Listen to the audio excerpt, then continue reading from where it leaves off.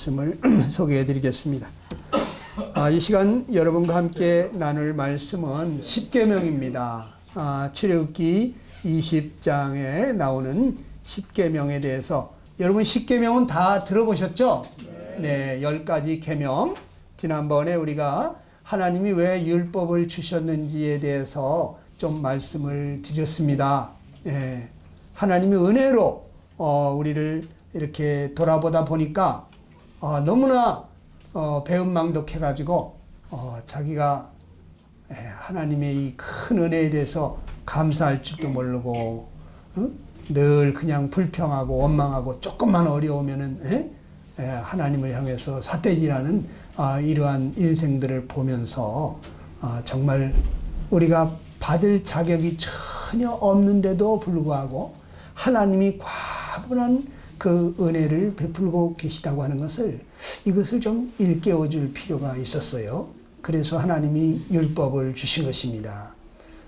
그 율법을 이렇게 600가지가 넘는 율법 중에서 그 율법을 이렇게 10가지로 요약을 해 놓은 것이 바로 십계명입니다.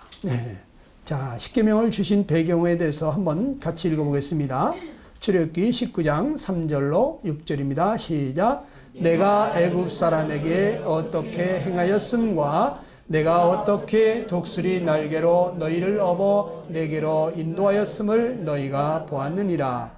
너희가 내 말을 잘 듣고 내 언약을 지키면 너희는 모든 민족 중에서 내 소유가 되겠고 너희가 내게 대하여 제사장 나라가 되며 거룩한 백성이 되리라 그랬어요.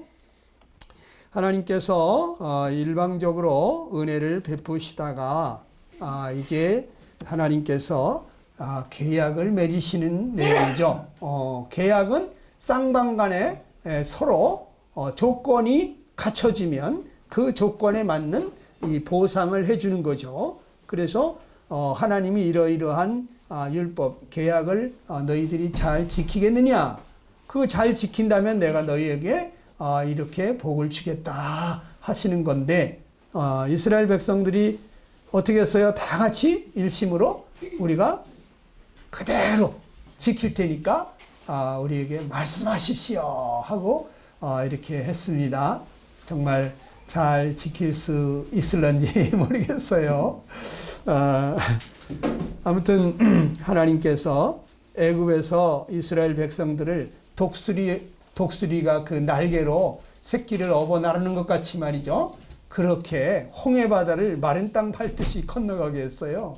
여러분, 이 바다를 갖다가 물 한 방울 묻히지 않고 이렇게 건너갔다는 거, 이게 보통 일입니까? 독수리가 그 새끼를 업어 나르는 것 같이 그렇게 하셨다는 얘기죠. 하나님의 놀라우신 능력으로, 은혜로 그리 하신 것이죠. 너희가 내 말을 잘 듣고 내 언약을 지키면 너희는 모든 민족 중에서 내 소유가 되겠다. 이건 무슨 뜻이라 그랬어요? 너희는 나의 보물이 되겠다. 이런 뜻이라 그랬죠. 우리를 눈동자와 같이 지키시겠다. 이런 얘기가 되겠죠. 너희가 내게 대하여 제사장 나라가 된다. 이것은 하늘과 땅 사이에 교통하는 통로가 되는 거죠. 우리 인생들을 하나님 앞에 나아갈 수 있도록 하는 제사장, 또 하늘의 복을 이 땅에 부어주는 그러한 파이프와 같은 역할을 하는 제사장의 나라가 될 것이다. 이게 온 세상에 하나님의 복을 부어주는 통로로 이스라엘 백성이 그렇게 하나님의 제사장 나라가 될 것이다. 또 거룩한 백성이 된다는 건 뭐라 그랬어요? 거룩한 백성이 된다는 것은 거룩하신 하나님이 그들과 함께 하시겠다는 거죠. 그들과 임재하시면서 동행하시면서, 그러면 부족함이 있겠어요, 없겠어요? 부족함이 없는 거죠. 이러한 복을 너희가 얻을 것이다. 어떻게 하면? 너희가 내 말을 잘 듣고 내 언약을 지키면 그렇게 된다 그랬어요. 자, 계명을 지키는 자가 받을 복에 대해서 신명기 28장에 잘 나와 있는데 제가 일부분만 한번 같이 보도록 하겠습니다. 다 같이 한번 읽어볼까요? 시작. 내가 내 하나님 여호와의 말씀을 삼가 듣고 내가 오늘 네게 명령하는 그의 모든 명령을 지켜 행하면 네 하나님 여호와께서 너를 세계 모든 민족 위에 뛰어나게 하실 것이라.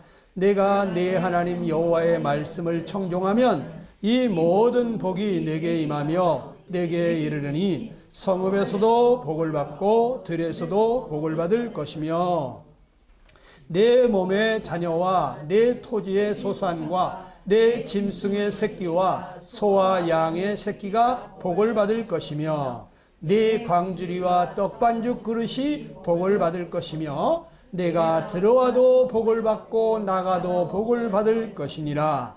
여호와께서 너를 대적하기 위해 일어난 적군들을 내 앞에서 패하게 하시리라. 그들이 한 길로 너를 치러 들어왔으나 내 앞에서 7길로 도망하니라. 여호와께서 명령하사 내 챙과 내 손으로 하는 모든 일에 복을 내리신다. 이렇게 하는 거죠. 자, 그냥 복에 복을 주시겠다. 들어와도 복, 나가도 복, 앉아도 복, 일어나도 복, 누워도 복, 깨어도 복. 하나님이 복에 복을 주시겠다는 거예요. 그러니까 이스라엘 백성들이 얼마나 좋겠어요. 우리가 그대로 하겠습니다. 우리에게 그 복을 주시옵소서 했죠. 그동안에는 하나님이 그 복을 안 줬나요? 그 복 주셨었죠. 그런데 조금만 어려우면 불평하고 원망했었죠. 근데 이제는 너희가 이렇게 잘 지켜 행하면 이런 복을 다 주겠다. 그랬더니 이스라엘 백성들이 우리가 다 그렇게 하겠다고 했습니다. 자, 그런데 이제 그 많은 율법 중에서 이 십계명은 모든 율법의 요약이라고 생각하시면 되겠어요. 이렇게 엑기스, 함축시켜 놓은 것이다. 야, 이 십계명은 하나님의 의의 기준이다. 이렇게 생각하면 되겠어요. 네. 아, 하나님 앞에 나가려면 어떻게 사는 것이 이것이 바로 하나님 앞에 나갈 수 있는 기준이 되는지를 조금 이렇게 맛을 보여주시는 겁니다. 이 십계명은 인간의 마땅한 도리를 얘기하는 거예요. 그래서 이 십계명을 잘 지키고 사는 사람은 굉장히 도덕적인 사람, 인격적인 사람, 칭찬받고 존경받고 인정받게 돼 있어요. 네. 그러니까 우리 인간이 마땅히 해야 될 도리가 무엇이냐? 그 10가지 중에서 제가 이제 몇 가지만이라도 시간 되는 대로 한번 말씀을 드려보겠습니다. 자, 첫 번째 계명이 뭐냐? 자, 다 같이 한번 1절로 3절 읽어보겠습니다. 시작. 하나님이 이 모든 말씀으로 말씀하여 이르시되 나는 너를 애굽 땅 종되었던 집에서 인도하여 낸 네 하나님 여호와니라. 너는 나 외에는 다른 신들을 내게 두지 말라. 그러니까 제1계명이 뭐냐? 여기 빨간 글씨 나온 것만 한번 읽어볼까요? 시작. 너는 나 외에는 다른 신들을 내게 두지 말라 하는 거예요. 네. 제가 믿기 전에 이 말씀을 봤을 때는 어떻게 했어요? 아이고, 하나님은 굉장히 이기적이시다. 독선적이시다. 왜 당신만 나 외에는 다른 신을 내게 두지 말라고 하실까? 세상에 신이 얼마나 많은데, 종교는 자유가 있는데, 이런 생각을 했습니다. 그런데 왜 그러냐 하면 하나님은 제1의 위치에 있을 분이기 때문이에요. 모든 일에서 첫 번째 위치에 있어야 될 분이에요. 예. 여러분, 하나님이 어떤 분이십니까?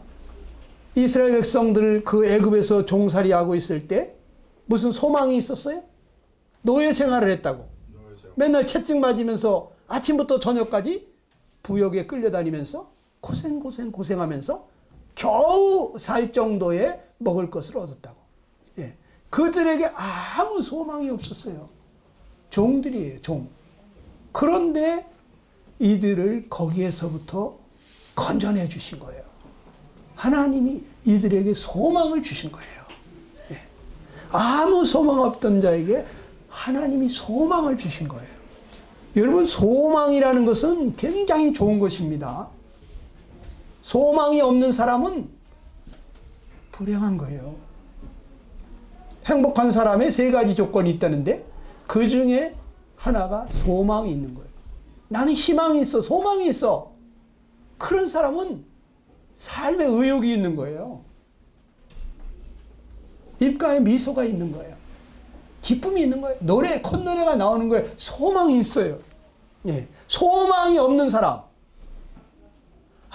아무 희망이 안 보이는 절망적인 사람, 죽고 싶죠. 갑갑하고. 예. 여러분, 그 다음에 이스라엘 종되었던 자를 자유케 해주신 분이 하나님이시잖아요. 예. 맨날 끌려다니면서 채찍에 맞으면서 종처럼 일을 했던 그들에게 이제 아무도 그를 끌고 다니거나 채찍으로 때리지 않아요. 자유인이 되게 해주신 분이 하나님이에요. 이 자유라고 하는 것이 여러분 굉장히 좋은 것입니다. 여기 6.25 전쟁 겪으신 분들, 공산당 치하에서 고생해 보신 분들은요, 이 전쟁을 아주 끔찍하게 생각합니다. 특별히 공산당이 다스리는 그 정치, 그 자유가 없는, 그걸 아주 너무너무 치가 떨리게 힘들어합니다. 여러분.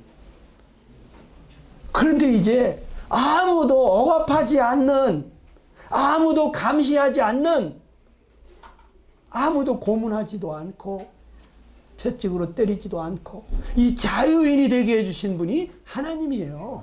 네. 자, 또 이 하나님이 나의 주인이 되셔서 나를 돌아보시는데 이분은 어떤 주인이시냐면 사랑으로 돌아봐 주시는, 예, 마치 부모 같은, 형제 같은 그런 사랑으로 자기를 희생해 가면서 우리를 돌봐주시는 사랑의 주인이에요. 예. 그렇기 때문에 이 하나님을 첫째로 두는 것은, 이것은 지극히 합당한 일인 거죠. 그럼 우리는 어떻습니까? 우리는 지금 이스라엘 같은 그러한 종살이에 있지 않았으니까 하나님을 첫째로 두는 것에 대해서 우리는 꼭 그렇게 해야 되나? 하는 생각을 할 수가 있어요. 네. 그런데 정말 여러분들이 구원을 받게 되면은 우리가 영적으로 이 사탄에게 계속해서 눌리는 삶을 살고 이 죄의 종된 삶을 살면서 내가 원하는 삶을 살지 못하고 내가 원치 않는 죄의 삶을 살 수밖에 없었던 그러한 데서부터 자유케 해주시고 이제 여러분 그 사랑의 하나님이 여러분의 아버지가 되시고 주인이 되셔서 돌봐주시는 것을 경험하게 되면 하나님이 첫째가 돼요. 네. 그 지금 영의 말씀을 하는 거예요. 여러분들은 지금 구원을 받아야 된다는 것은 뭐냐면 영적인 구원을 받아야 되는 거예요. 여러분의 영혼이 자유하지 못하잖아요. 마음에는 선을 행하고 싶은데 안 되잖아요. 잘 됩니까? 모든 걸 사랑으로 행하고 싶은데 잘 됩니까? 나한테 잘해줄 때는 나도 좋은 게 나간대. 에? 나한테 못되게 하면 속에서 안 좋은 게 나가잖아요. 마음은 어떻습니까? 잘해주고 싶잖아요. 근데 잘 안 되잖아요. 사람이 자기가 마음이 원하는 삶을 살아야 되는데 마음이 원하는 삶을 살지 못하고 죄가 원하는 삶을 살 수밖에 없다면 그러면 나는 지금 죄에게 끌려다니는 죄의 종인 거예요. 아직도 자기 자신이 얼마나 정말 불쌍하고 가련한 인생인지를 모르시는 분들이 계셔요. 저는 제 자신이 정말 결심하고 노력하고 막 혈서도 써보고 정말 제가 그렇게 노력하고 애써도 내 마음이 원하는 그러한 삶을 살 수 없는 여전히 내가 미워하는 삶을 살 수밖에 없고 정말 죄 가운데 빠질 수밖에 없는 그러한 저를 보면서 정말 하나님 나 좀 살려달라고 몸부림친 사람이에요.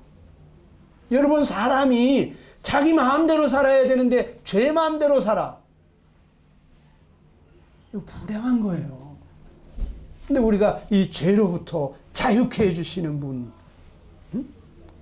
우리를 사랑으로 대해주시는 분, 그분은 사랑밖에 못해. 우리를 절대로, 우리가 아무리 밉게 한다고 할지라도 미워하지를 않아. 채찍으로 때려도, 종아리를 쳐도 사랑으로 눈물을 흘리면서 때리시는 사랑의 주님이세요. 그렇기 때문에 우리 믿는 사람들은 하나님을 첫째로 두는 것이 자연스러워요. 근데 이스라엘 백성들도 자기들이 정말 온몸으로 종살이 하다가 자유케 해주시고 이제 정말 절망적이던 그들의 인생을 소망이 넘치는 그러한 백성으로 택해 주셨는데 당연히 하나님을 첫째로 둬야 되겠죠. 예. 자, 하나님은 이사야 45장 5절에 이렇게 말합니다. 나는 여호와라. 나 외에 다른 이가 없나니 나밖에는 신이 없느니라. 왜 하나님 외에 신이 없겠어요? 세상에 귀신들도 많고 천사들도 많잖아요. 그런데 정말 우리를 사랑하시는, 우리에게 생명을 주신 우리의 아버지, 목숨처럼 사랑하시는 신은 하나님밖에 없다는 얘기예요. 신이라고 다 같은 신이 아니에요. 하나님은 내 생명의 주인입니다. 여러분과 나를 지으신 창조주세요.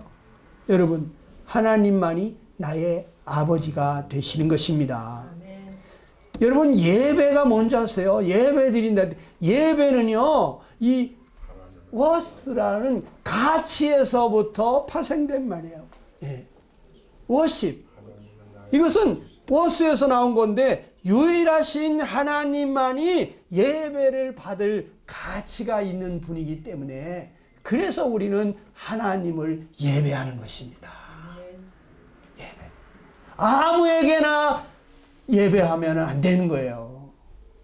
정말 가치 있는 분은 하나님 뿐이요. 네.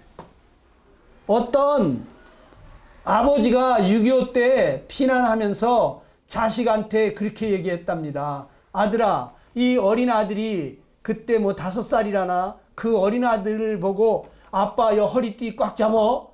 허리띠 꽉 잡고 따라와. 그러면서 아빠가 그냥 그 많은 사람들을 해치고 가는데 이 아빠는 왜 이 아이에게 허리띠 꽉 잡고 아빠만 따라오라고 했겠습니까? 여기서 너 나를 놓치면 너 완전히 고아된다. 너를 보호해주고 지켜줄 자는 나밖에 없다는 거죠. 그 아버지가 나만 따라와 하는 것이 잘못된 거예요. 여러분과 나를 책임져 주시고 사랑하시는 그 우리의 영혼의 아버지, 우리의 생명의 아버지는 하나님뿐이에요. 그 하나님이 나 외에 다른 신을 두지 말라고 하는 게 잘못된 거예요? 지극히 맞는 말이에요. 우리 인간이라면 그렇게 해야 된다는. 그런데 이 사탄 마귀는 어떻게 했습니까? 하나님 자리를 넘본 거예요. 자기가 하나님 돼보려고 했다니까요. 예? 그러니까 저주받아가지고 그 좋은 자리에서 떨어진 거 아닙니까? 여러분, 아담과 이브에게 어떻게 했습니까? 사단이? 이걸 먹으면 너 하나님과 같이 된다. 그래가지고 아담이 하나님 같아지려고 했다가 에덴 동산에서 못 살고 쫓겨난 거 아니에요. 여러분, 오늘날 종교는 어떻습니까? 종교는 다 인간이 주인이에요. 예? 인간이 만들어낸 것이고 인간을 따르게 하는 거예요. 하나님께로 가야 될 것을 인간에게로 돌리고, 이 인본주의적인 종교는 바로 하나님을 제1의 위치에 두도록 하는 것이 아니고 바로 하나님을 따르지 못하게 하는 것들이에요.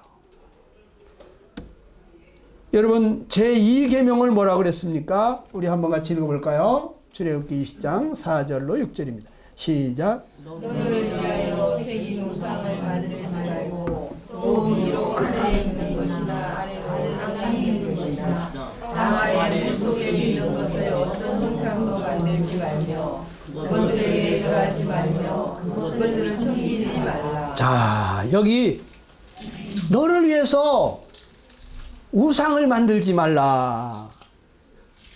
그것들에게 절하지도 말고 섬기지도 말라 그랬어요. 왜냐하면 내가 하나님만 사랑하기를 원하시기 때문이에요. 네. 하나님은 나를 목숨처럼 사랑하시는데, 부부간에도 그렇죠? 여러분, 아내가 남편을 너무너무 사랑하는데 남편이 자꾸 외간 여자 쳐다보면 좋겠어요? 난 당신밖에 없는데, 당신만 기다리는데, 응? 하루 종일 당신 생각만 하는데, 근데 어떤 여자 만나고 오냐고 바가지가 안 나오겠어요? 그렇잖아요. 하나님은 우리만 사랑하는데 우리는 다른 하나님 외에 다른 걸 자꾸 사랑하면 하나님이 기뻐하시겠습니까? 여러분, 하나님만 사랑하기를 왜 원하시죠? 하나님은 나를 가장 사랑하시는 분이기 때문이에요. 여러분, 무엇이 우상입니까?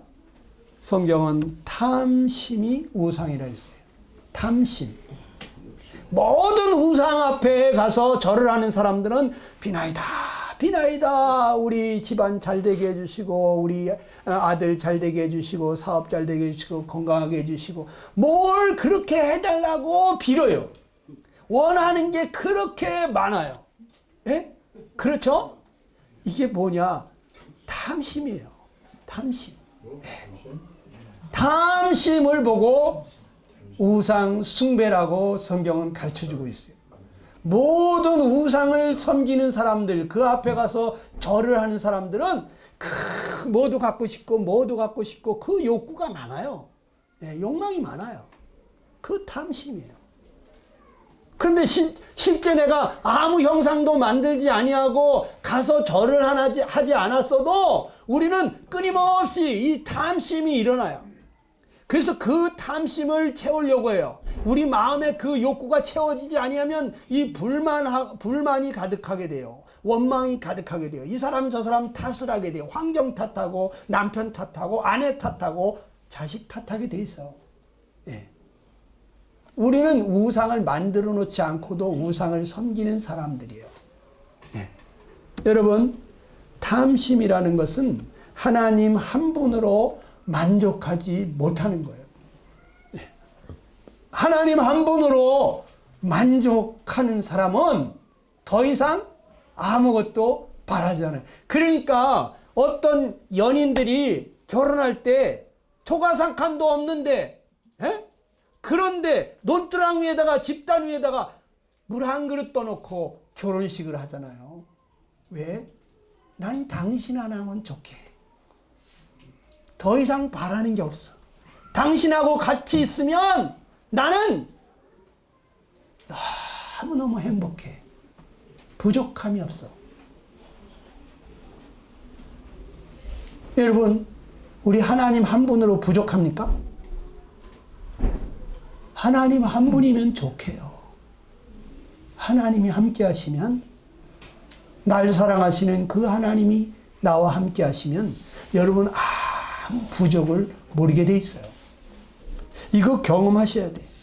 자, 이사야 42장 8절 시작. 나는 여호와이니 이는 내 이름이라. 나는 내 영광을 다른 자에게, 내 찬송을 우상에게 주지 아니하리라 그랬어요. 예배를 받으실 분은 하나님뿐이다. 제1계명은 우리가 첫째로 두어야 될 분이 하나님이라는 거예요. 제2계명은 우리가 예배를 드려야 될, 우리가 사랑해야 될 그분은, 섬겨야 될 분은 하나님뿐이라고 가르쳐 주시는 거예요. 신명기 4장 15절로 18절입니다. 시작. 여호와께서 호렙산 불 가운데 너희에게 말씀하시던 날에 너희가 어떤 형상도 보지 못하였은즉 너희는 깊이 삼가라. 어떤 형상이든 우상을 새겨 만들지 말라. 시내산에 하나님이 강림하셔서 이스라엘 백성들에게 말씀하실 때 어떤 형상으로 오셨습니까? 형상으로 오지 않았어요. 하나님을 어떤 형상으로 대체할 수가 있습니까? 금송아지로 다이아몬드로 만든 송아지라면 하나님이라고 할 수 있을까요? 어림없어요. 네. 그 무엇으로도 하나님을 대체할 만한 형상은 없어요. 그래서 아무 형상도 만들지 마라. 땅 위에나 땅 아래나 물속에나 하늘 위에나 그 어떤 형상도 만들지 말라. 하나님은 어떤 형상으로 대체할 만한 분이 아니다. 그분은 상천하지 하나님, 무소부지하신 하나님, 전지전능하신 하나님. 여러분, 그 하나님을 무슨 형상으로다가 이게 우리 하나님이라고 할 수가 있겠어요? 그러니까 그런 거 만들지도 말고 그 앞에 절하지도 말고. 네. 자, 제3계명은 무엇입니까? 다 같이 시작. 너는 내 하나님 여호와의 이름을 망령되게 부르지 말라. 여호와는 그의 이름을 망령되게 부르는 자를 죄 없다 하지 아니하리라 그랬어요. 하나님의 이름을 이 망령되게 부르면 이것이 죄가 되는 것입니다. 하나님은 지극히 존귀한 분이시기 때문에 그 이름을 부를 때도 우리가 사랑과 존경의 마음으로 불러야 하는 거예요. 우리가 정말 사랑하는 사람, 우리가 정말 존경하는 사람 막말하지 않죠. 그죠? 네. 아무렇게나 부르지 않습니다. 네. 여러분, 하나님은 어떻게 불러야 될까요? 우리가 하나님의 이름을 아무렇게나 불러서는 안 된다는 거예요. 여러분, 경건이라는 것은, 경건하다고 하는 것은 마땅히 드려야 될 존경을 드리는 것을 보고 경건이라고 해요. 내가 이러한 말을 하면 하나님을 존경하는 사람으로서 지금 하나님 앞에서 내가 이런 말을 하면 하나님이 기뻐하실까? 아이고, 내가 참 무례하구나. 하나님 앞에서 내가 이런 말을 하면 안 되지. 그래서 어느 곳에서나 하나님이 보고 있기 때문에 말도 조심하고 행동도 조심하고 마음 쓰는 것, 생각하는 것까지도 하나님 내 마음을 다 보고 계신데 참 내가 이런 마음을 가지고 있으면 하나님이 기뻐하시겠나. 그래서 얼른 잘못했어요. 하나님 죄송해요 하고 내려놓는 사람, 이러한 사람이 경건한 사람이에요. 하나님이 받으심직한 사람이에요. 그러나 이 불경스러운 사람은 하나님이 아니라 사람만 안 보이면 무슨 짓이든지 하는 거예요. 사람만 안 보이면 무슨 짓이든지 하는 거예요.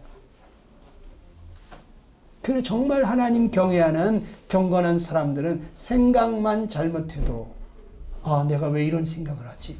아유, 주님 죄송합니다. 그 생각을 고쳐먹는 거예요. 이러한 사람이 바로 사람다운 사람, 하나님이 사랑하는 사람이에요.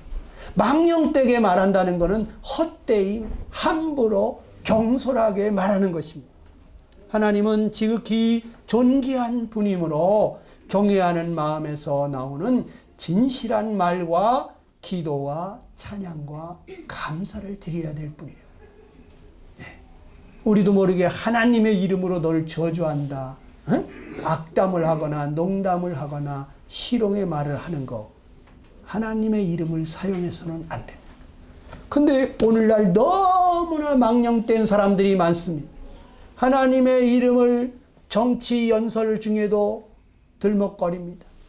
내가 하나님 앞에 맹세건대 나는 정말 정직하다. 이런 소리 거침없이 합니다.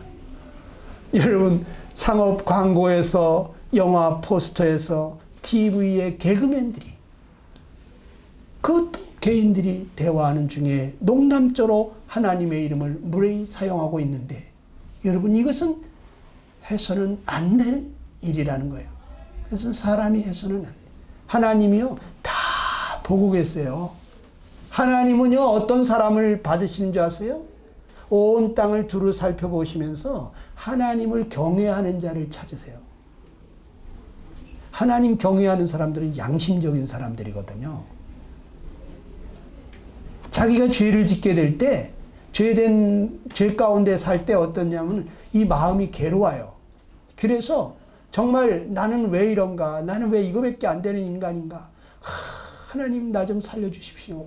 응? 이 죄 때문에 괴로워해요. 그런 사람들을 하나님 찾으셔요.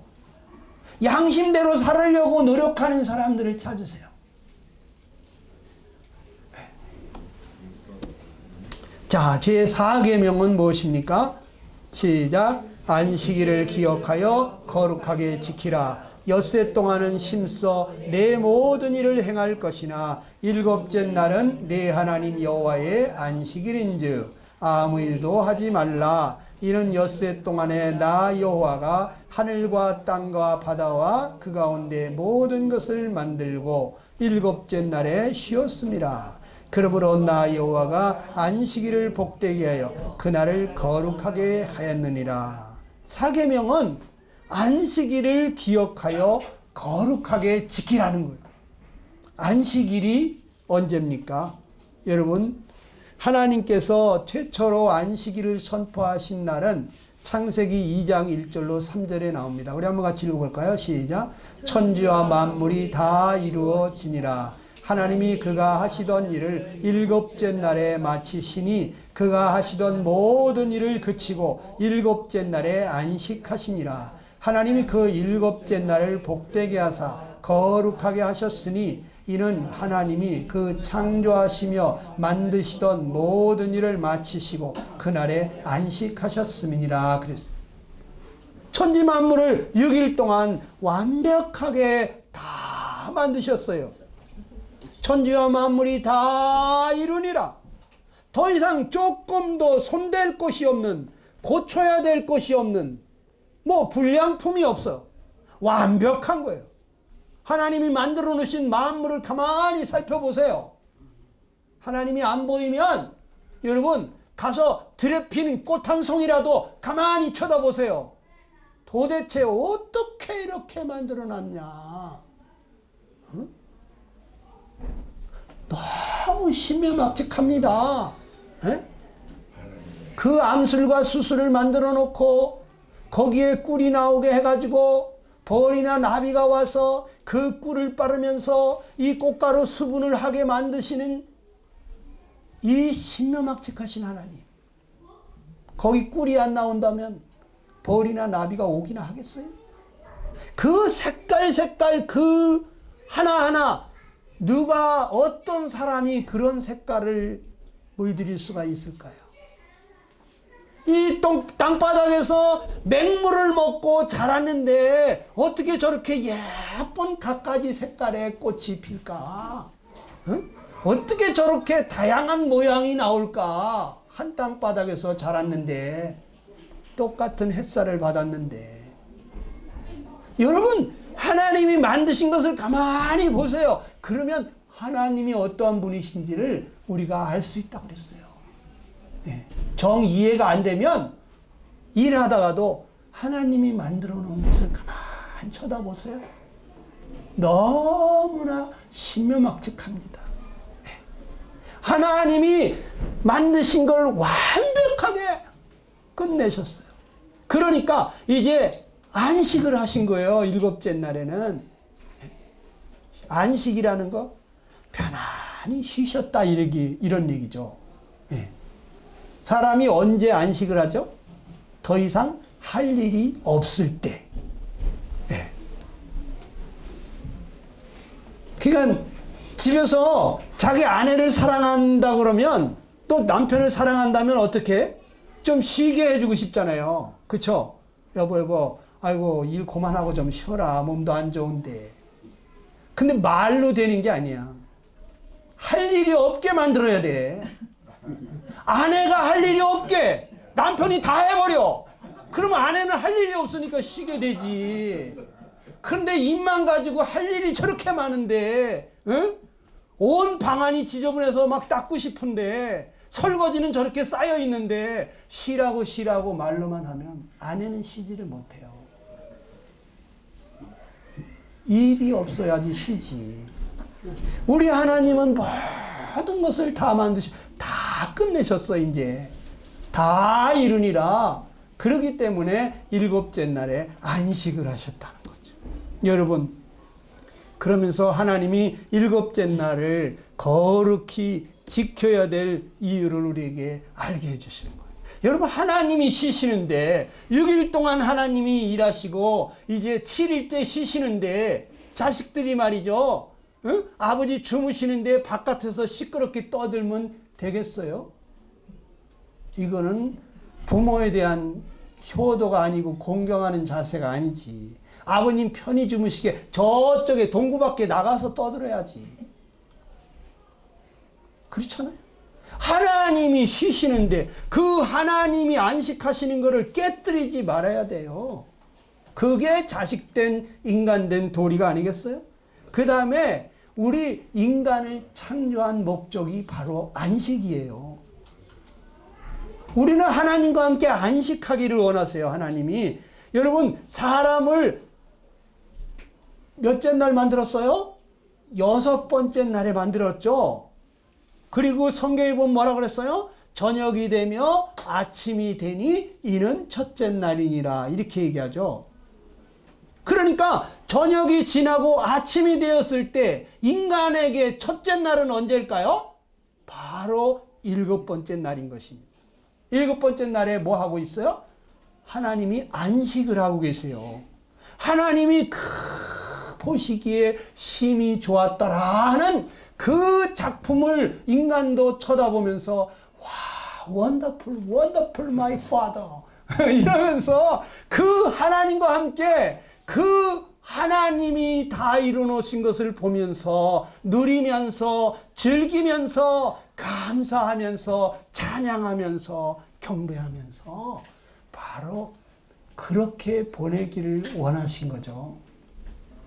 하나님은 인간이 빠지게 고생만 하는 걸 원하는 게 아니에요. 하나님과 함께 먼저 쉬기를 원하시는 거예요. 그 다음에 이제 쉬고 나서 힘이 생겨야 일도 하는 거죠. 에? 그래서 달력에도 보면 우리가 이 쉬는 날 첫 번째 날로 돼 있잖아. 일요일 날이. 일요일 날이 맨 앞에 가 있잖아.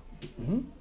이날 쉬면서 재충전 해가지고 힘을 얻어서 그래 일주일 동안 또 일도 할 수가 있는 거죠. 일요일 날 쉬지도 않고 일하는 사람들 일 잘할 것 같죠? 얼마 안 있으면요 능률이 점점 떨어지게 되고요, 병 나가지고요 그 일 못합니다. 예. 여러분,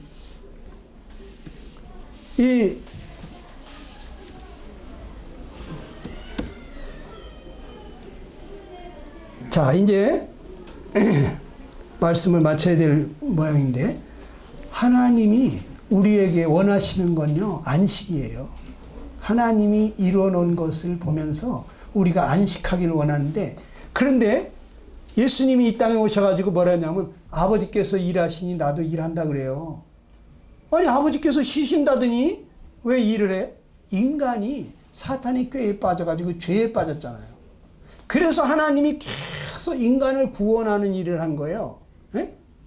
그래서 인간이 죄 때문에 와가지고 피를 드리면서 하나님 앞에 속죄 제사를 드리면 다 용서해 주시고, 계속해서 하나님의 선지자들을 보내가지고 인간들을 회개하고 돌아오게 하시고, 그러면서 인간을 구원하는 일을 계속 하셨거든요.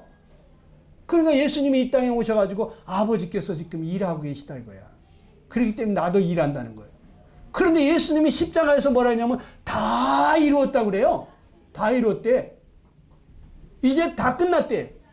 다 했다 이제 그만. 죄에서 우리를 구원할 일을 마쳤다는 얘기죠. 예수님이. 그러니까 더 이상 우리를 죄에서 구원할 일을 하실 이유가 없어졌어요. 그래서 우리는 예수님 안에서 다 이루어놓으신 그 예수님을 바라보면서 우리는 기뻐하고 즐거워하고 감사하면서 찬양하고 경배하는 거예요. 조금 이따 여기 올라가 보시면 예배 드릴 때 그분들 어떻게 하나 봐요. 예수님이 우리를 죄에서 구원할 일을 다 마치신 것을 인해서, 다 이루어진 것을 인해서, 그것을 인해서 기뻐하고 감사하고 경배하면서 예배 드리고 있잖아요. 그럴 때 여러분들 어떡합니까? 아, 그렇구나. 하나님께서 내 모든 죄를 다 해결하셨구나. 예수님을 보내서 십자가에서 다 이루셨구나. 이걸 깨닫고 같이 아멘하시고 기뻐하시고 감사하시고 경배하시게 되기를 축원합니다. 아멘. 기도하겠습니다. 이 시간에 오늘은 10계명 1계명부터 4계명까지 살펴봤습니다. 우리 인간이 하나님 앞에 어떻게 해야 되는지를 살펴봤습니다. 다음에는 우리가 인간과 인간끼리 어떻게 해야 되는지를 좀 말씀을 드리겠습니다. 우리는 하나님이 우리에게 소망을 주시고 자유를 주시고 우리를 사랑으로 대해주시는 그 하나님을 첫째 두고 그 하나님만을 예배하면서 우리가 하나님을 공경하는 자세로, 또 우리가 이 주신 하나님이 안식하게 하신 이 귀한 주일에 하나님이 우리를 위해서 하신 일을 바라보면서 감사하시고 경배하시게 되기를 바랍니다. 잠깐 여러분 주님 앞에 감사 기도하시기를